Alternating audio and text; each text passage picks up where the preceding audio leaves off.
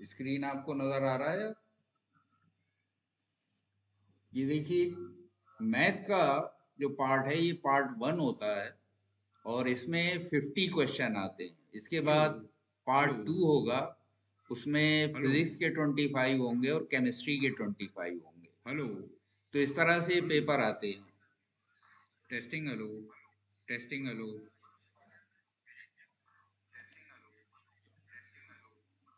तो अब मैं हेलो। आपको मैथ वाला पार्ट जो है आज शुरू करेंगे। हेलो। ये देखिए क्वेश्चन वन है। हेलो। हेलो। तो हाँ, यहाँ तो पे वो स्क्रीन आप देख रहे हैं चेंज हो गया।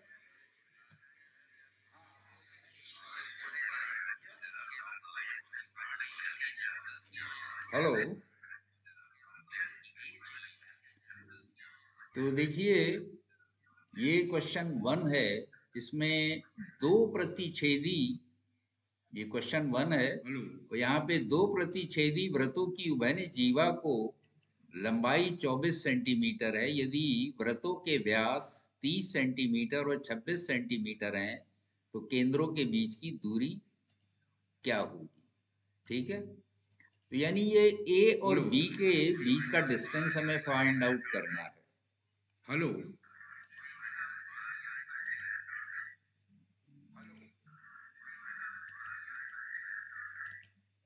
हेलो।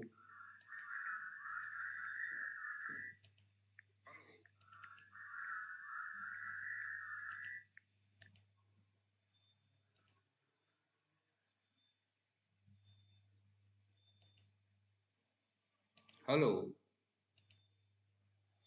हम्म। तो यहाँ पे देखिए, एक तो ये 24 सेंटीमीटर जो है ये जीवा की लंबाई दी हुई है। ये दो वृत्त हैं जो एक दूसरे को इंटरसेक्ट कर रहे हैं, यानी एक दूसरे को काट रहे हैं। और यहाँ पे ये सीडी लाइन जो है ये एक उभयनिष्ठ जीवा है जिसकी लंबाई 24 सेंटीमीटर दी हुई है। और दो ये वृत्त हैं, एक ये छोटा वृत्त है, इसकी त्रिज्या 13 सेंटीमीटर होगी। चूंकि इसका जो व्यास है वो 26 दिया हुआ है, तो व्यास त्रिज्या का दुगना होता है, तो हम त्रिज्या निकालने के लिए उसको आधा कर देंगे। ठीक है, और इसी तरह जो बड़ा वृत्त दिया है इसकी व्यास 30 सेंटीमीटर है, यानी त्रिज्या 15 होगी। तो यहाँ पे देखिए मैंने ये लिखा है C D is equal to 24 centimetre, यानी ये सी डी जो उभयनिष्ठ जीवा है इसकी लंबाई ये 24 सेंटीमीटर दी हुई है।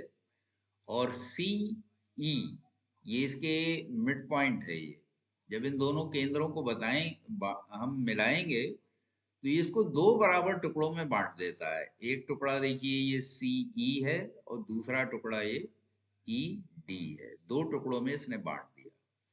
तो सी जो है इसकी आधी होगी, यानी 24 अगर सी डी की पूरी लंबाई थी तो 12 सेंटीमीटर इसकी आधी लंबाई होगी।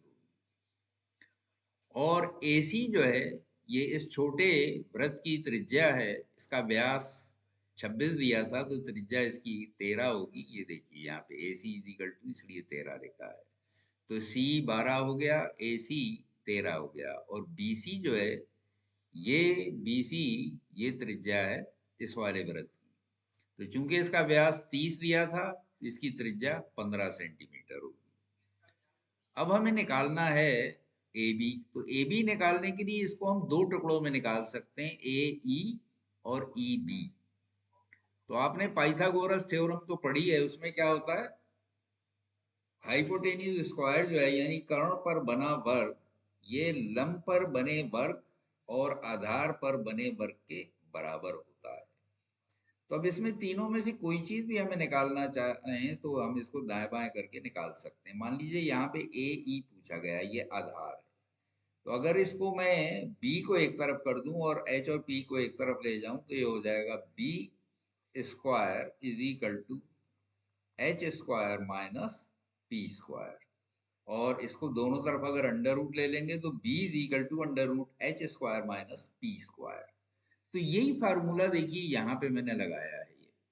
तो A E is equal to under root hypotenuse square यानी ए सी स्क्वायर, कर्ण पर बना वर्ग माइनस लंब पर बना वर्ग जो है, इनका डिफरेंस जो है ये इसके इक्वल होगा, इसीलिए ए सी स्क्वायर माइनस सी स्क्वायर रखा है।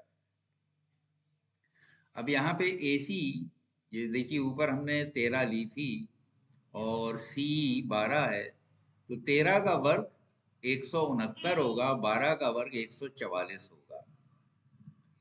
ठीक है, तो इन दोनों का जो डिफरेंस है वो 25 हो जाएगा। तो ये 25 आ गया इन दोनों का फर्क, और 25 का अंडर रूट अगर वर्गमूल लेंगे तो 5 आ जाएगा। तो इस तरह से ए ई, ये ए ई की लंबाई जो है ये हमारे पास 5 आ गई। इसी तरह बी निकाल लेंगे, बी जो है ये बराबर होगा under root B C square minus C E square के, under root B C square minus C square. और बी सी अभी हम निकाल चुके हैं 15 सेंटीमीटर है, और सी ई 12 सेंटीमीटर है। तो 15 स्क्वायर माइनस 12 स्क्वायर, तो 15 का वर्ग जो है 225 होता है, 12 का वर्ग 144 होता है। इनका फर्क निकालेंगे तो अंडर रूट 81 आएगा, और 81 का वर्गमूल जो है ये 9 हो जाएगा। ठीक है, ओके, ठीक है, हर्ष भी आ गए, वेरी गुड। हाँ बेटा, आप भी ज्वाइन कर सकते हो। देखो इसमें जो है क्वेश्चन जो है ये डिप्लोमा इंजीनियरिंग में 9वें 10वें 11वें तीनों के ही आते हैं। तो अगर आप अभी से तैयारी शुरू कर दोगे, जाहिर है आप बैठ तो अगले साल सकते हो, लेकिन जब तक आपकी तैयारी बहुत बढ़िया हो जाएगी, और अभी आप जैसे 9वें में जाएंगे तो 9वें में भी ये सब काम करेगा।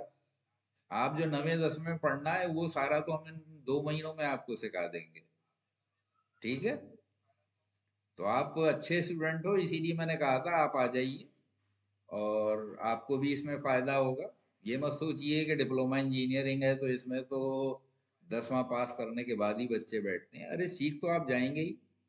ठीक है, तो अभी से सीखेंगे तो आप औरों से आगे हो जाएंगे। तो आप अपना कोशिश जारी रखिए।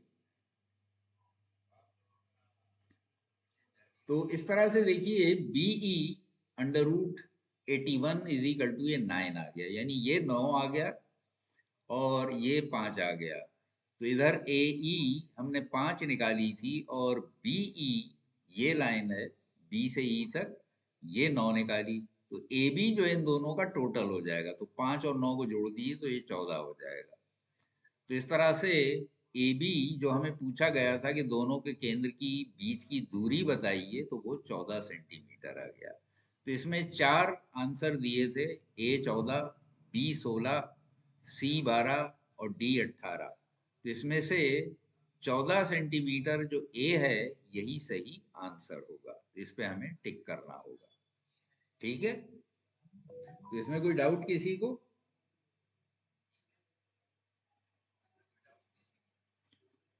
हाँ, ये अभी देखिए अर्श पूछ रहे हैं कि ये क्वेश्चन क्या था, तो ये क्वेश्चन मैं दोबारा एक बार दिखा देता हूँ। तो इसमें दो प्रतिच्छेदी वृत्तों की उभयनिष्ठ जीवा की लंबाई पूछी थी। तो उभयनिष्ठ जीवा जो है ये सी डी है, और इसकी लंबाई 24 सेंटीमीटर दी हुई थी, और ये दोनों एक दूसरे को इंटरसेक्ट कर रहे हैं, और इनके केंद्रों के बीच की दूरी जो है वो हमें ज्ञात करना थी। इनके व्यास जो है, ये बड़ा वृत्त जो है इसकी व्यास 30 सेंटीमीटर दी है, और छोटे की 26 सेंटीमीटर दी है। तो इससे सबसे पहले तो हम इनकी त्रिज्याएं निकाल लेंगे। त्रिज्या जो है व्यास की आधी ही होती है। ठीक है, तो समझ में आ रहा है आपके? तो इसलिए हमने यहाँ पे पाइथागोरस लगा के ये देखिए दोनों को निकाला है, ए ई और बी को, जैसे अभी मैंने बताया था। तो ए ई निकालने के लिए अंडर रूट ए सी square minus C E square हम रख देंगे। तो पाइथागोरस में क्या होता है कि कर्ण पर बना वर्ग जो है लंब पर बना वर्ग और आधार पर बना वर्ग के बराबर होता है।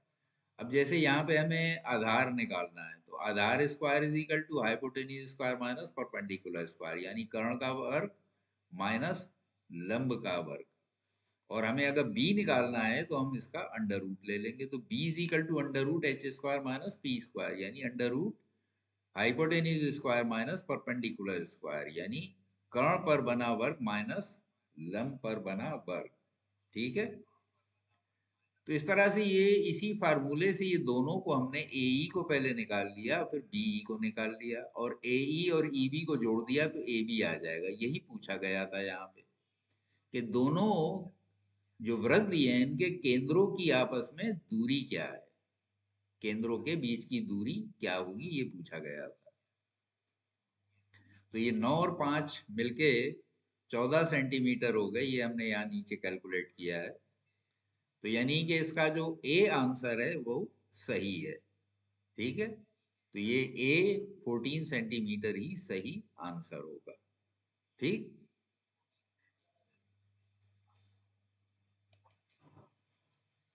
तो ये दूसरा क्वेश्चन है। तो अब ये आ गए परसेंटेज पे।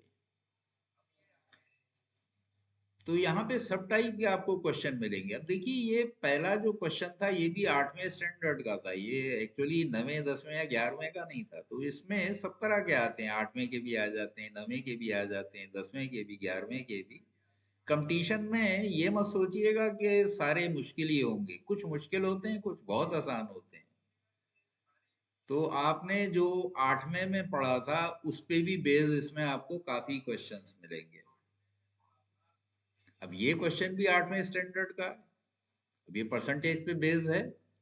देखिए यहाँ पे दिया हुआ है, आयुष एक राशि का 25% बीमा पॉलिसी पर, 26% भोजन पर और 23% बच्चों की शिक्षा पर और 19% मनोरंजन पर खर्च करता है।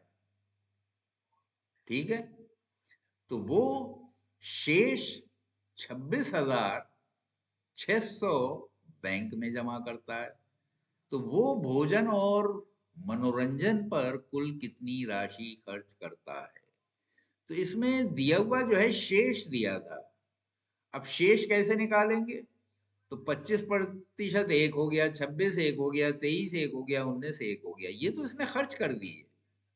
इसके पास जो भी इसकी आमदनी थी, जो इसकी आय थी, उसका 25% जो है इसमें बीमा पॉलिसी में खर्च किया, 26% भोजन पे, 23% बच्चों की शिक्षा पे और 19% मनोरंजन पर खर्च किया। तो ये कुल मिला के जितना हुआ, अगर पूरे में से निकाल देंगे, जो उसकी आय थी उसमें से अगर निकाल देंगे तब शेष आएगा, और वो शेष जो है 26,600 दिया हुआ है। ठीक है, तो बैंक में जमा करता है वो भोजन और मनोरंजन पर कुल कितनी राशि खर्च करता है। तो अब ये जो डिटेल दिया था इसी से हमने एक इक्वेशन बना लिया, और इक्वेशन बनाने से पहले हम क्या करेंगे, सबसे पहले तो माना कुल आय कितनी है वो मान लेंगे। तो हमने यहाँ पे x मान लिया कि कुल आमदनी या आय जो है उसकी वो x है, इनकम को यानी x मान लिया। अब शेष राशि हम इसके तुलना में यानी x के साथ जोड़ के निकाल सकते हैं, यानी एक इसका इक्वेशन बना सकते हैं। तो x में से ये सारों को कैलकुलेट करके हम माइनस कर देंगे। अब 25% था उस राशि का, राशि आपने x मान ली, तो ये हो जाएगा x गुणा 25/100। ठीक है, अब 26% भोजन पे है तो ये हो जाएगा x गुणा 26/100। अब 23% बच्चों की शिक्षा पे है तो वो x गुणा 23/100 हो जाएगा। इसी तरह 19% मनोरंजन पर है तो x गुणा 19/100 हो जाएगा। तो ये सारों को जोड़ देंगे और x में से माइनस कर देंगे, और ये सब इक्वल किसके है, सारी इसकी इनकम में से अगर ये खर्च हम निकाल देंगे तो शेष राशि हो जाएगी, यानी इसके पास जो कुछ बचता है वो दिया हुआ है। ये 26,600 जो है वो राशि है जो ये सारे खर्चे करने के बाद इसके पास बचता है, इसीलिए हमने एक्स में से घटाया है। तो अब इसका एलसीएम ले लिया, ये 100 एलसीएम ले लिया, तो यहाँ जो एक्स है ये 100 से मल्टीप्लाई होके 100x हो जाएगा, और इसमें से 25x, 26x और 23x, 19x ये सब घट जाएंगे। इन सबको जोड़ के इसमें से घटा देंगे। तो ये देखिए मैंने इसको जोड़ा तो इसका 25, 26, 23, 19 इन सबका जोड़ मिलके 93x आ गया। तो 100x में से 93x को माइनस करेंगे तो 7x आ जाएगा। ये 7x जो है 26,600 के बराबर है। तो इसलिए x की वैल्यू क्या हो जाएगी, इस 7 को दूसरी तरफ ले जाइए, इधर गुणा है, इधर जाके भाग हो जाएगा। तो 26,600 बटा 7, तो 7 से इसको भाग दे देंगे।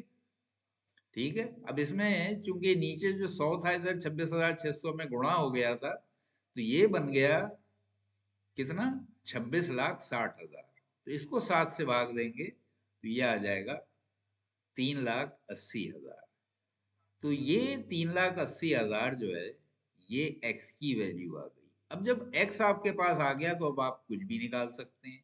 अब हमें भोजन और मनोरंजन पर कितना खर्च हुआ अब हम निकाल सकते हैं। अब भोजन मनोरंजन पर 26 और 19% दिया हुआ था, तो वो 26x बटा 100 हो गया और ये 19x बटा 100 हो गया। इन दोनों को जोड़ेंगे तो 26 और 9 35 और 10 45 हो गए, 45x बटा 100। अब x की वैल्यू ये आप ऑलरेडी निकाल चुके हैं, तो ये 3,80,000 हमने x की जगह रख दिए। अब 100 से 2 इसके जीरो काट दिए तो 3800 रह गए। 3800 को 45 से हमने गुणा कर दिया, तो ये मैंने गुणा करके भी यहाँ पे दिखाया है। तो इस तरह से इनको गुणा करेंगे तो ये 1,71,000 आ जाता है। तो ये इसका आंसर होगा। अब ऊपर चलते हैं, ये देखिए ए में 1,71,000 दिया था, तो यही आपका सही आंसर होगा। ठीक है, तो इसमें A B C D 4 answer दिए थे। तो जैसे एनएमएस में भी आपको हमने कराया था, स्कॉलरशिप एग्जामिनेशन में जिस तरह से आपने किया था, वैसे ही यहाँ पे भी हर क्वेश्चन के 4-4 आंसर दिए होंगे, उसमें से एक छांटना होगा। आजकल सारे कंपटीशंस में यही पैटर्न चल रहा है कि आपको क्वेश्चन दे दिया जाएगा, उस पे बेस 4 आंसर होंगे। अब यहाँ पे मैं बहुत डिटेल में आपको इसलिए समझा रहा हूँ कि आपको मेथड आ जाए। इस मेथड से कर करके आप जब प्रैक्टिस कर लेंगे, आपको काफी प्रैक्टिस अभी कराई जाएगी। अभी ये एक सेट लेके इसको पूरा मैं आपको सॉल्व करके दिखाऊंगा। अब इसमें 50 क्वेश्चन मैथ के हैं, 25 फिजिक्स के हैं और 25 केमिस्ट्री के। तो फर्स्ट पार्ट जो है ये मैथ का होता है। तो पहले मैं मैथ वाला पार्ट आपको पूरा करा दूंगा, फिर फिजिक्स का, फिर केमिस्ट्री का, और इसके बाद फिर मैं एक एक चैप्टर लेके आपको अलग एक्सप्लेन करूंगा और उसके जो प्रोसीजर यूज होंगे वो आपको एक्सप्लेन करेंगे। और फिर लास्ट में हम इसी तरह के सेट, जैसे एक सेट आज मैंने लिया है, इनकी फिर प्रैक्टिस कराएंगे। आप जितनी ज्यादा प्रैक्टिस कर लेंगे आप उतने एक्सपर्ट होते जाएंगे। और अभी तो जैसे आपको लगेगा कि सर मुझे बता रहे हैं ये तो 5-6 मिनट एक ही क्वेश्चन में लग जा रहे हैं, वहां तो 1 मिनट में करना होगा, कैसे करेंगे। ऐसा नहीं है। अभी तो पूरा प्रोसीजर ही आपको एक्सप्लेन करने में 1 मिनट लगता है, तो एक्सप्लेन करने में 5 मिनट लगता है। तो यही अगर आप खुद करने बैठेंगे आराम से, अगर पूरा प्रोसीजर करेंगे तब भी आपको 1 मिनट के करीब लगेगा। ये तो समझाने में इतना टाइम लग जाता है। ठीक है, तो समझाना इसलिए जरूरी है कि आपको प्रोसीजर मालूम होना चाहिए। प्रोसीजर मालूम होगा तभी आगे आप क्वेश्चन करेंगे। ठीक है, तो किसी को कोई डाउट तो नहीं इसमें। अब बात आई सर, सर आप सॉल्व करिए। अच्छा ठीक है, हाँ वो तो मैं कर ही रहा हूँ, सॉल्व करके आपको दिखाएंगे। और आपका समझना जरूरी है कि मेथड जो है ये आपके समझ में आता है कि नहीं आता है। तो देखिए ये क्वेश्चन अभी तक जो दो आए, ये दोनों कोई बहुत मुश्किल क्वेश्चन नहीं थे। थोड़ा सा कैलकुलेशन लेंथी था, लेकिन ये 8वीं के स्टैंडर्ड के हैं। तो इसमें आपको 8वीं स्टैंडर्ड के भी मिलेंगे, 9वीं के भी मिलेंगे, 10वीं के भी मिलेंगे, और कुछ क्वेश्चन 11वीं से भी आ जाते हैं। तो इसलिए ये सारे क्वेश्चन सबसे पहले आपको दिखाना जरूरी थे। तो इसलिए सबसे पहले आज मैं एक सेट लेके बैठा हूँ। ये 2024 का सेट है जो मैं आपको दिखा रहा हूँ। तो इसमें से भी 2 क्वेश्चन कराए, अब इसमें आगे चलेंगे। तो इसी तरह ये सेट पूरा कराने के बाद एक बार सारी थ्योरी मैं आपको दोहराऊंगा, और फिर आखिर में आपको ये सेट फिर से हम प्रैक्टिस कराएंगे। फिर मैं खुद कम किया करूंगा, आपसे प्रैक्टिस ज्यादा कराऊंगा।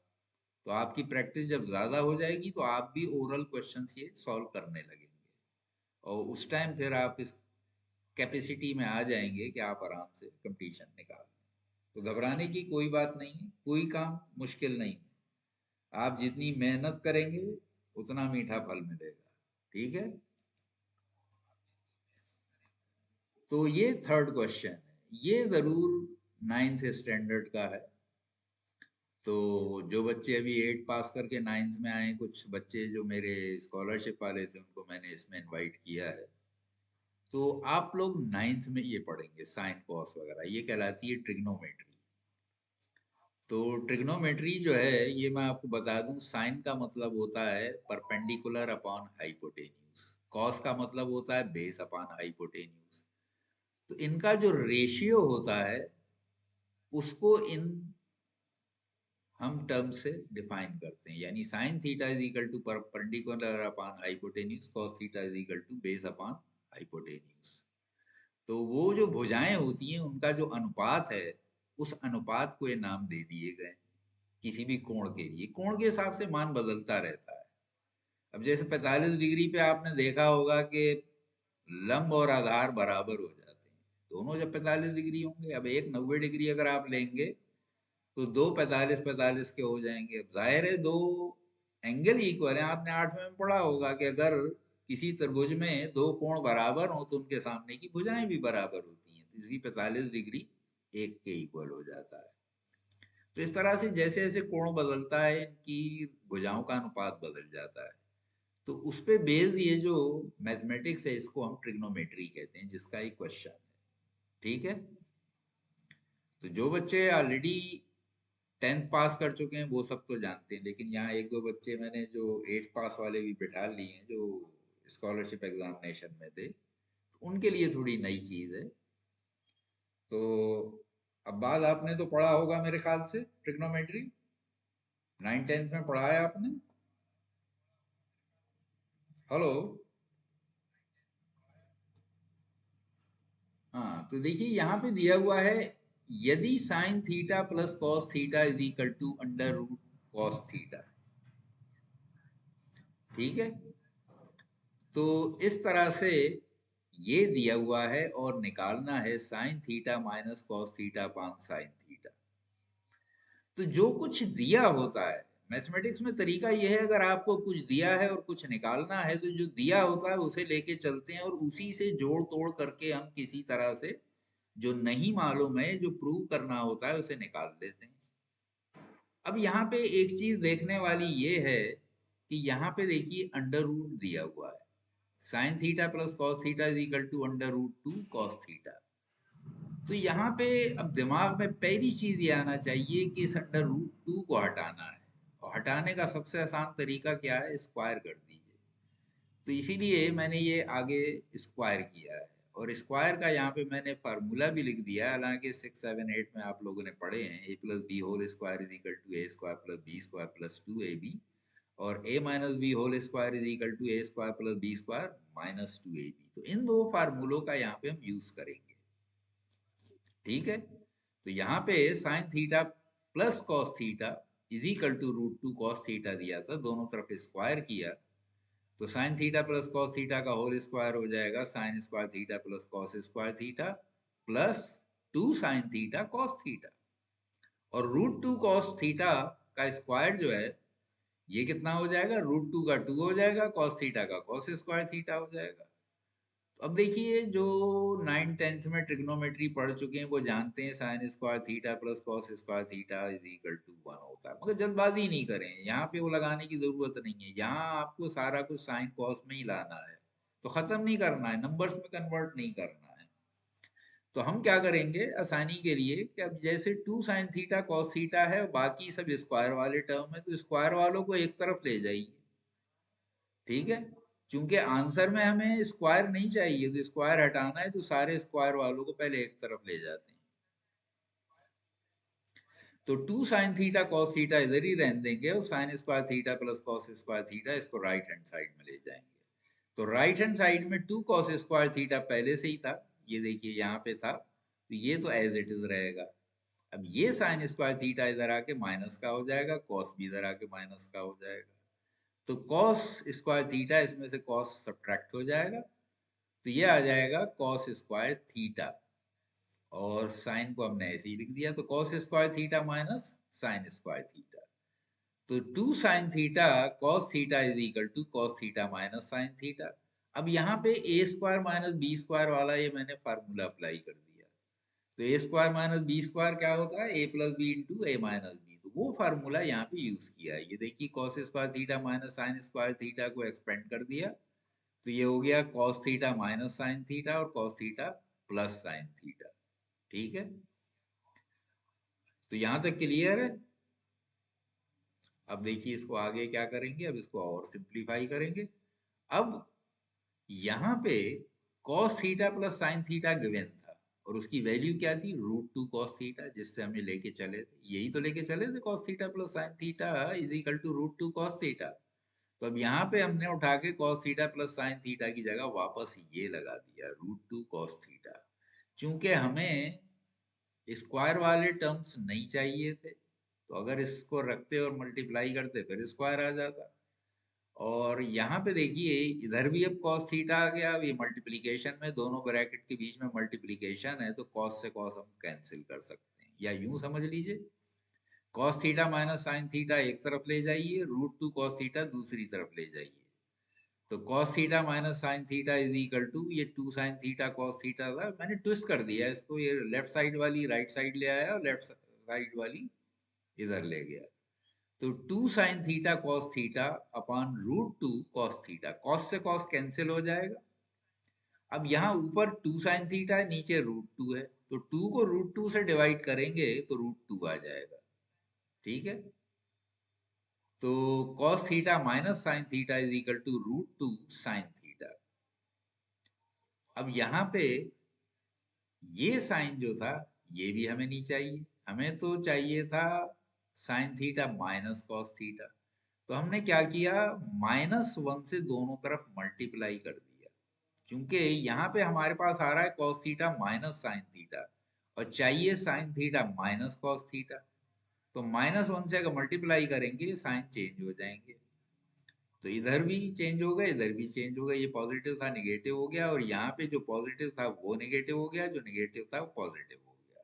ठीक, इस साइन थीटा को नीचे ले आइए, तो sine theta minus cos theta upon sine theta is equal to -√2 आ गया।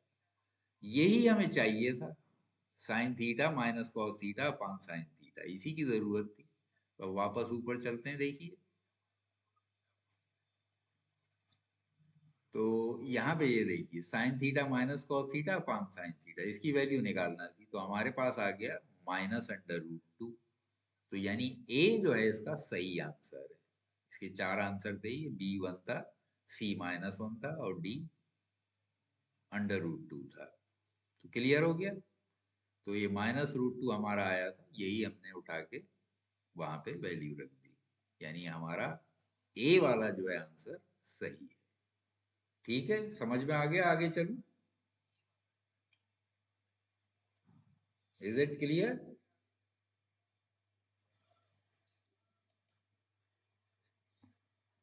चलिए, तो ये चौथा क्वेश्चन है। तो ये तो समझ लीजिए 7वें 8वें के स्टैंडर्ड का है, इसमें एलसीएम और एचसीएफ जो है उस पे बेस्ड है।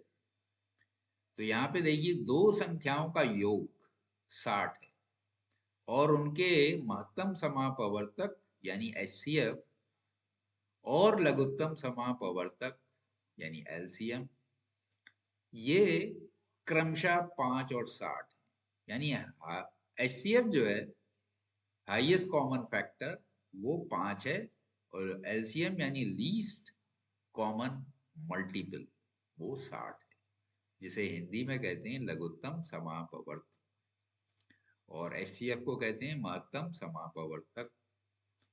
तो ये दोनों 5 और 60 दिए हैं, तो संख्याओं के व्युत्क्रमों का योग क्या होगा, यानी संख्याओं के जो रेसिप्रोकल्स हैं उनका सम क्या होगा, ये पूछा था इसमें। तो जो दिया होता है जाहिर है हम उसी को लेके चलेंगे। तो यहाँ पे दो संख्याओं का योग दिया है, एलसीएम और एचसीएफ का प्रोडक्ट। तो आपने एक फार्मूला पढ़ा होगा कि अगर दो संख्याएं दी भी हैं और उनका एलसीएम और एचसीएफ दिया हुआ है तो उसका आपस में रिश्ता क्या होता है। तो दोनों संख्याओं का गुणा जो है वो उनके एलसीएम और एचसीएफ के गुणा के बराबर होता है। यानी पहली संख्या को दूसरी संख्या से गुणा कीजिए तो उसका जो एलसीएम और एचसीएफ का गुणा होगा वो उसके इक्वल होगा। तो वही फार्मूला यहाँ पे मैंने लिखा है। अगर एक संख्या मान लीजिए x है, दूसरी y है, तो x गुणा y is equal to LCM into HCF. तो इसमें क्या करेंगे, सबसे पहले तो यही करेंगे कि संख्याएं x और y ले लेते हैं। ठीक है, तो अब इसमें दो चीजें दी हैं, एक इनका योग दिया है और एक गुणनफल दिया है। तो संख्याओं का योग दिया है और एलसीएम और एचसीएफ का गुणा दिया है। तो इन दोनों को आपस में हम हल कर देंगे। तो x plus Y is equal to 60 है और x इंटू वाई ये क्या है, ये 5 इंटू 60 है। ये x इंटू वाई में क्यों कह रहा हूं, क्योंकि दोनों संख्याओं का गुणा और एलसीएम और एचसीएफ का गुणा बराबर होता है। तो आप ये कंफ्यूज मत होइएगा कि दी हुई तो संख्याएं थी और सर ने तो x और y को मल्टीप्लाई कर दिया, ये तो दी नहीं थी। वो नहीं दी है, लेकिन उनका गुणा जो है वो एलसीएम और एचसीएफ के बराबर है। इसलिए एलसीएम और एचसीएफ का गुणा हमने इसके इक्वल रख दिया, दोनों संख्याओं के गुणा के। तो इस इक्वेशन से इसको हमने डिवाइड कर दिया। ठीक है, जब समीकरण एक को दो से भाग देंगे तो x plus Y upon X Y हो जाएगा और दाहिनी तरफ 60 बटा 5 गुणा 60, 60 से 60 कैंसिल हो जाएगा, 1/5 रह जाएगा। अब इसको आप अलग अलग करेंगे तो x प्लस वाई को अलग अलग करेंगे तो हो जाएगा x बटा एक्स वाई प्लस वाई बटा एक्स वाई। ठीक है, तो x से x कैंसिल हो जाएगा, y से y कैंसिल हो जाएगा, तो 1/y प्लस 1/x बराबर 1/5 हो जाएगा। तो यही पूछा था कि संख्याओं का व्युत्क्रम, तो संख्या अगर x है उसका व्युत्क्रम यानी रेसिप्रोकल 1/y हो जाएगा, और अगर संख्या x है तो उसका रेसिप्रोकल 1/x हो जाएगा। तो x का 1/y और सॉरी y का 1/y और x का 1/x, तो इन दोनों को हमने जोड़ दिया तो ये 1/5 आ गया। पूछा यही था कि संख्याओं के व्युत्क्रमों का योग क्या होगा, तो वो 1/5 आ गया। तो यहाँ पे देखिए ये चार आंसर दिए थे, 1/11, 1/4, 1/6 और 1/5। तो इसमें से 1/5 सही उत्तर है जो हम छांट लेंगे। ठीक है, किसी को कोई इसमें डाउट तो नहीं? हेलो, हाँ आप लोग समझ रहे हैं, ये कोई प्रॉब्लम तो नहीं है? किसी को कोई प्रॉब्लम हो तो मैसेज कर देना। किसी का कोई मैसेज नहीं आ रहा, आप लोगों के सबके समझ में आ रहा है या कुछ भी समझ में नहीं आ रहा है? मैसेज आप सब कर सकते हैं।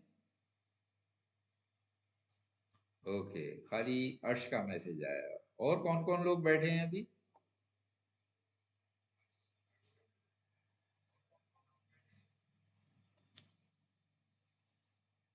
लोग तो 12-13 हो गए हैं, दिखाई नहीं दे रहा है, मैसेज एक ही दो के आ रहे हैं। चलिए अच्छा, आगे चलते हैं। क्वेश्चन 5, तो इसमें कह रहे हैं एक व्यक्ति की मासिक आय यानी मंथली इनकम और व्यय, व्यय क्या होता है, एक्सपेंडिचर, खर्चा, उसका अनुपात 7:3 है। तो इन दोनों का वैल्यू नहीं दिए बल्कि इनका रेशियो दे दिया है, समान अनुपात वाला सवाल, ये भी 8वें स्टैंडर्ड का है। तो यदि उसका व्यय, अब इसमें व्यय दे दिया है इन्होंने, मासिक आय नहीं दी है। व्यय 5,400 है यानी खर्च वो इतना करता है, तो उसकी मासिक आय क्या होगी? बहुत सिंपल क्वेश्चन है। तो मासिक आय को 7x ले लेते हैं और व्यय को 3x ले लेते हैं, क्योंकि 7:3 का अनुपात दिया था। अब इन दोनों के अनुपात को ये इस तरह से बटे में करके हम लिख देते हैं, मासिक आय बटा मासिक व्यय। चूंकि एक दूसरे से डिवाइड करने पे क्या फायदा होगा, x से x कैंसिल हो जाएगा, इज इक्वल टू 7/3 हो जाएगा। अब मासिक आय हम इधर ही रखेंगे जो हमें चाहिए थी, और मासिक व्यय जो है वो राइट हैंड साइड में ले जाएंगे, दाईं तरफ लेके जाएंगे, इधर नीचे था इधर जाके ऊपर चला जाएगा यानी गुणा हो जाएगा। 7/3 में मासिक व्यय का गुणा हो जाएगा। तो मासिक आय क्या हो जाएगी? 7/3 गुणा 5,400। 5,400 को 3 से भाग दे दीजिए तो 1,800 आ जाएगा। 1,800 से 7 को गुणा करेंगे 12,600 आ जाएगा। तो इसमें देखिए 4 आंसर दिए थे। ए 12,600 है, बी 13,300 है, सी 11,500 है, डी 10,400 है। तो ए यानी 12,600 हो जाएगा। ठीक है, यही आंसर है। क्लियर? इजी था ये क्वेश्चन। तो इस तरह के क्वेश्चन तो आप जब प्रैक्टिस हो जाएगी ओरली, 1 सेकंड भी नहीं लगेगा निकालने में। कुछ क्वेश्चन तो ऐसे ही होते हैं, देखते ही नजरों से कैलकुलेट हो जाता है कि अरे ये तो कुछ नहीं। एक आध कोई ऐसा होता है जिसमें लेंथी कैलकुलेशन करना पड़ता है, तो एवरेज मिला के आपका 1 मिनट में हो जाता है। घबराने की कोई बात नहीं। ये मत सोचें कि कुछ तो बहुत मुश्किल है। अरे एक आध मुश्किल होगा, कुछ आसान भी होंगे, इसमें के भी मिलेंगे। ठीक है, तो आगे चलूं। ये देखिए एक और आसान क्वेश्चन आ गया, तो सीधा उठा के छठे सातवें स्टैंडर्ड का दे दिया। तो सीधा 3 संख्याएं दी हैं, उनका लघुत्तम समापवर्ती यानी एलसीएम निकालना। ये तो सभी कर लेंगे। तो निकालने का सबसे आसान तरीका यही होता है जो मैंने यहाँ दिखाया, कि 8, 12, 18 को लीजिए और जो इसके प्राइम फैक्टर्स हैं, अभाज्य गुणनखंड, उनसे भाग देते चले जाएंगे, यानी जिस नंबर से डिवाइड हो सकता है। अब शुरुआत बिल्कुल छोटे नंबर से करते हैं और अभाज्य संख्याएं लेते हैं। ठीक है, तो सबसे छोटी अभाज्य संख्या 2 होती है, तो 2 से हम, चूंकि यहाँ पे सारे ही सम संख्याएं हैं, तो 2 से तीनों को भाग दिया जा सकता है। तो 8 को भाग देंगे 4 आ जाएगा, 12 को भाग देंगे 6 आ जाएगा, 18 को भाग देंगे 9 आ जाएगा। तो अब इनको फिर 2 से भाग दे दीजिए। तो 4 को 2 से भाग देंगे 2 आ जाएगा, 6 को 2 से भाग देंगे 3 आ जाएगा। ठीक है, तो अब फिर ये 2 विभाजित हो जाएगा। 3 और 9 तो नहीं होंगे, लेकिन जब तक एक भी नंबर होगा हम उसको उसी नंबर से भाग देते रहेंगे। तो 2 से एक बार फिर भाग दे देंगे, तो 2 एकम 2 आ गया। अब ये 3 और 9 रह गए। अब 3 से भाग देंगे तो 3 एकम 3, 3 तिया 9। फिर 3 से दे दिए तो ये 3 भी 1 हो जाएगा। जब तक एक एक एक नीचे नहीं आ जाए भाग देते रहते हैं। इसके बाद ये लेफ्ट में जितनी भी संख्याएं हैं, इन सबको आपस में गुणा कर देते हैं, तो लासापा यानी लघुत्तम समापवर्त यानी एलसीएम आ जाता है। ठीक है, तो यहाँ पे ये हो गया 2 गुणा 2 गुणा 2 गुणा 3 यानी 2 दूनी 4 दूनी 8 तिये 24 तिये 72। तो इसमें बी में 72 दिया था, यही आंसर हो जाएगा। ठीक है, तो आज थोड़ा सा वो गड़बड़ हो गया था। मैंने असल में कम टाइम में ज्यादा क्वेश्चन हो जाए उस चक्कर में मैंने क्या किया था, मैंने पाइपलाइन में डाल दिए थे सॉल्व करके ऑलरेडी सारे क्वेश्चन। पूरे वीडियो बना के मैंने पाइपलाइन में डाल दिए थे ताकि जल्दी हो जाए। क्योंकि ऐसे अलग अलग एक एक खोलो एक्सप्लेन करो थोड़ा टाइम ज्यादा लगता है। मगर वो ज्यादा के चक्कर में वो 8-10 मिनट खराब हो गए, तो दोबारा से मुझे नए सिरे से डायरेक्ट अब सॉल्व करना पड़े। सॉल्व तो किए रखे थे ये, मतलब स्लाइड तो मैंने तैयार कर लिए थे, एक्सप्लेन भी उसमें कर दिया था वीडियो में। तो वो वीडियो सीधे पाइपलाइन में डाल दिए थे, मगर वो अटक गए, वो सारे एक साथ बजने लगे। तो वो थोड़ी प्रॉब्लम हो गई थी। तो आपने शुरू में शोर जो सुना था वो उसी का था। अब वो पाइपलाइन में डाल दिए थे तो वो एक एक करके निकालना पड़े, वो निकल नहीं रहे थे। तो सारे एक साथ बज रहे थे। लोग, कुछ बच्चों ने मैसेज किया था कि सर ये शोर क्यों आ रहा है, समझ में कुछ नहीं आ रहा है। तो ये प्रॉब्लम थी। ठीक है, तो ये भी क्लियर हो गया। चलिए एक क्वेश्चन और कर लेते हैं। तो फिर साइन कॉस टेन पे आ गया। तो टेन यहाँ पे नई चीज आई। टेन क्या है? परपेंडिकुलर अपॉन बेस होता है। तो अब ये 9th 10th में जाके इनकी वैल्यूज भी आप सीख जाएंगे। और अगर आप देखना चाहते हैं इनका जो डेरिवेशन है, इनकी वैल्यूज ये कैसे आती हैं, यहाँ मैंने डायरेक्ट वैल्यूज रख दी हैं। तो इनके वीडियो ऑलरेडी मेरे चैनल पे पड़े हुए हैं। तो 9th 10th के बच्चे जो देखना चाहें ट्रिग्नोमेट्री के डेरिवेशंस, वो उस पर देख सकते हैं। सारे इनके जो ट्रिग्नोमेट्री के फार्मूले होते हैं, इनके डेरिवेशन मैंने ऑलरेडी डाले हुए हैं। ठीक है,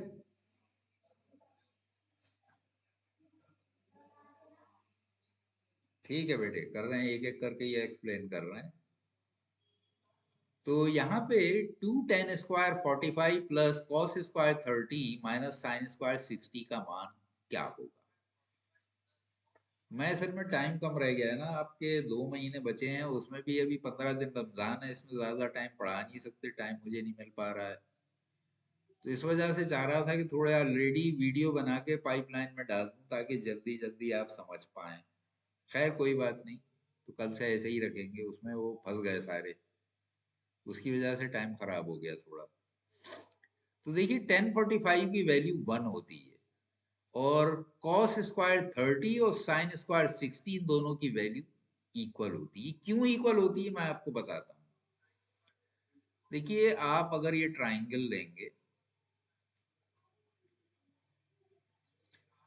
तो इस ट्राइंगल में मान लीजिए ये 90 डिग्री है, इस एंगल से अगर हम देख रहे हैं ये थीटा है मान लीजिए, तो इस थीटा के लिए साइन क्या हो जाएगा, ये P/H, ये साइन हो गया। अब इसकी वैल्यू यहाँ पे मान लीजिए 60 था, तो साइन 60 अगर पूछा है तो ये P/H होगा। ठीक है, और अगर cos 30 पूछा गया, अब देखिए ये 90 अगर ये 60 हम कहते हैं कि ये 60 है, तो ये कितना हो जाएगा, तीनों एंगल्स का सम हमेशा 180 होता है, 90 प्लस 60 150 हो गया, तो ये कितना हो जाएगा, ये 30 हो जाएगा। इस तरह से इन्होंने 30 और 60 लिए। तो जो साइन में 60 की वैल्यू होगी कॉस में वो 30 की होगी। क्यों? अब आप बेस इसको मान लीजिए, अब आप इधर से देखिए, मान लीजिए ये A है, ये B है, ये C है। जब B की तरफ से देखेंगे तो परपेंडिकुलर P होगा, बेस ये होगा। ठीक है, ये बेस हो जाएगा और ये हाइपोटेन्यूज रहेगा दोनों केस में। तो यहाँ पे sin² 60 जब हम लेंगे तो हम लेंगे AC/AD, और जब cos² 30 लेंगे तो 30 ये है, तो इसके नीचे वाली यानी बेस इसके लिए A के लिए क्या हो जाएगा, P हो जाएगा। तो P/H अब भी होगा, इसलिए दोनों कैंसिल हो गए। और इनकी जब आप ड्राइव करेंगे, मैंने बताया आपको, वीडियो मैंने इसके ऑलरेडी डाले हुए हैं चैनल पे, तो अगर आप कहेंगे मैं उसका लिंक आपको भेज दूंगा। तो बहरहाल ये दोनों इक्वल क्यों होते हैं वो मैंने आपको लॉजिक दे दिया। तो ये इसलिए इक्वल होते हैं, ये एक प्लस का एक माइनस का दोनों कैंसिल हो गए, खाली 2 tan² 45 बचा। और tan45 1 होता है, 45 क्यों 1 होता है वो भी समझ लीजिए। देखिए ये 90 डिग्री है, ये 45 डिग्री है, तो ये भी 45 हो जाएगा। अब दोनों एंगल इक्वल है तो उनके अपोजिट साइड भी इक्वल होंगी, ये भी A हो जाएगी, ये भी A, और ये A√2 हो जाएगी। तो इस तरह से 45 डिग्री की वैल्यूज निकाली जा सकती हैं। ठीक है, तो यानी परपेंडिकुलर भी यहाँ A है, बेस भी A है, हाइपोटेन्यूज A√2 है। tan क्या है, परपेंडिकुलर अपॉन बेस, यानी A/A, इसलिए इसकी वैल्यू 1 होती है। तो 2 × 1, क्योंकि 1 का स्क्वायर 1 ही होगा तो 2 ही हो गया। तो ये आंसर आपका D हो गया। ठीक है, तो आज का क्लास मैं यहीं पे खत्म करता हूँ, क्योंकि 2 से 3 का आपको टाइम दिया था। तो आज मैं असल में कम से कम 12 क्वेश्चन निपटाने के चक्कर में मैंने पाइपलाइन में डाल दिए थे, वो उसी चक्कर में थोड़ा सा मामला गड़बड़ हो गया। जल्दबाजी में कभी कभी, जल्दी का काम कहते हैं ना शैतान का, तो मामला वो हकीकत है, जल्दबाजी में कभी कभी। सर PDF कहाँ मिलेगी? अच्छा, जो सोल्यूशन बना रहा हूँ इसकी PDF चाहिए, दे देंगे बेटे, पहले आप समझ लीजिए, इसके बाद PDF सबको भेज दूंगा। ये जो सोल्यूशन मैंने किए हैं, ऐसे ही ये सोल्यूशन किया हुआ PDF आप लोगों को भेज दूंगा। फिक्र मत कीजिए, जो भी हमारी तरफ से मदद होगी वो आपको करेंगे। ठीक है, जो भी पेपर्स वगैरह क्वेश्चन हल कराएंगे वो सब आपको मैं ग्रुप में डाल दूंगा, वहां से आप डाउनलोड कर लेना। ठीक है, ओके, अल्लाह हाफिज, आज यहीं खत्म करते हैं।